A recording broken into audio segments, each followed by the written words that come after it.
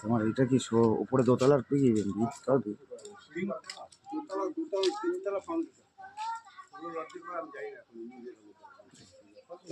না 16 রড রয়েছে, 16 রড যখন রয়েছে তোমার তাহলে হচ্ছে তোমার ওই পিলার দেওয়া আছে কি না বুঝতে পেরেছি।